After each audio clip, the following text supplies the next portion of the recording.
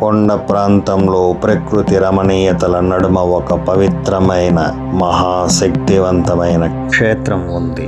తిరుపతి జిల్లా పాకాల మండలం ఓట్లవారిపల్లె గ్రామంలో ఒక భక్తుడి కోరిక మేరకు స్వయంగా వెలిసి కొలువుదీరిన వల్లి దేవసేన సమేత సుబ్రహ్మణ్య స్వామి ఆలయం. ఈ ఆలయాన్ని భక్తితో దర్శిస్తే సంతాన భాగ్యం కలుగుతుందని భక్తుల నమ్మకం. అంతేకాకుండా రుణ విమోచన కలిగి జీవితంలోని అడ్డంకులు తొలగుతాయని చెబుతారు.